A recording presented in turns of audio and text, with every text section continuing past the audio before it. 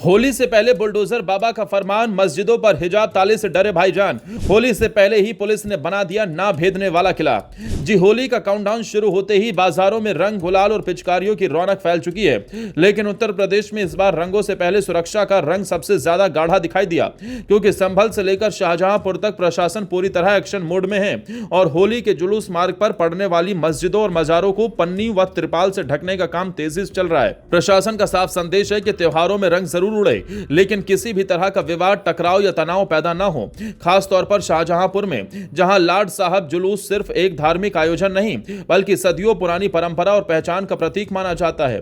करीब 7 किलोमीटर लंबे इस जुलूस में हजारों की संख्या में लोग शामिल होते हैं और यहां खेली जाने वाली जूता मार होली देश भर में अलग पहचान रखती है, जहां एक व्यक्ति भैंसा गाड़ी पर बैठता है और प्रतीकात्मक रूप से जूते चप्पलों से मारा जाता है। देखने में भले ही अजीब लगे, लेकिन इसके पीछे विरोध, व्यंग्य और ऐतिहासिक आक्रोश की लंबी कहानी है। इतिहास के पन्नों को पलटे तो 1728 में नवाब अब्दुल्ला खान के लौटने पर हिंदू और मुस्लिम समुदाय ने मिलकर 1859 में अंग्रेजों के दोबारा कब्जे के बाद यही जुलूस अंग्रेजी हुकूमत के खिलाफ विरोध का प्रतीक बन गया।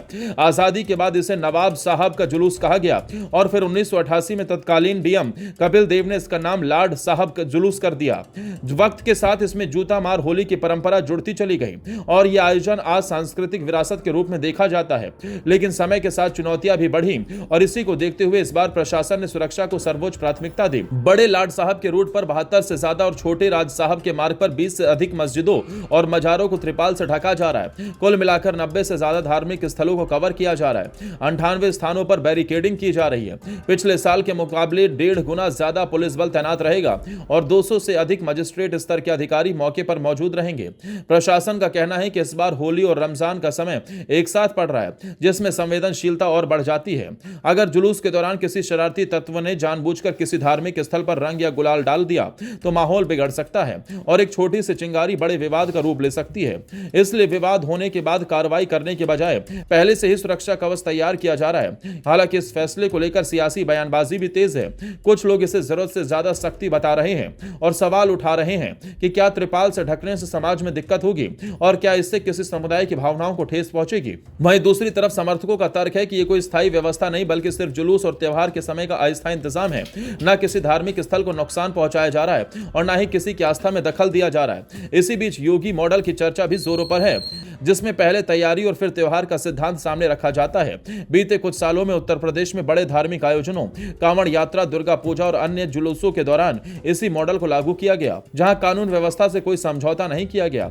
और इसी मॉडल का चेहरा माने जाते हैं योगी आदित्यनाथ, जिनकी सरकार का स्पष्ट संदेश रहा है कि आस्था सबकी है लेकिन कानून सबसे ऊपर है। अब सवाल उठ रहा है कि क्या यह मॉडल आगे चलकर दूसरे शहरों और दूसरे राज्यों में भी अपनाया जाएगा या फिर इसे राजनीतिक मुद्दा बनाकर विवाद खड़ा किया जाएगा। सबसे बड़ा सवाल यही है कि क्या इतिहाद और परंपरा को विवाद की नजर देखा जाना चाहिए, क्योंकि शाहजहांपुर की यह परंपरा हिंदू मुस्लिम एकता से ही शुरू हुई थी। एक साथ जुलूस, एक साथ उत्सव और एक साथ रंग इसकी पहचान रहे हैं। अगर आज कुछ घंटों के लिए त्रिपाल एक ढाल बनता है और त्योहार शांतिपूर्ण तरीके से संपन्न होता है तो शायद यही प्रशासन की सबसे बड़ी सफलता होगी। होली सिर्फ रंगों का त्योहार नहीं बल्कि रिश्तों, भाईचारों और आपसी समझ का त्योहार है। अगर सुरक्षा इंतजाम इन रिश्तों को बचाने में मदद करते हैं तो इतिहास इसे विवाद नहीं बल्कि समझदारी के तौर पर याद रखेगा। अब निगाहें होली के दिन पर टिकी हैं। क्या भाईचारे का रंग गाढ़ा पड़ेगा या फिर सियासत का रंग ज्यादा चढ़ेगा? फिलहाल उत्तर प्रदेश में योगी आदित्यनाथ के इस नए लॉ एंड ऑर्डर के मॉडल की चर्चा हर ओर हो रही है।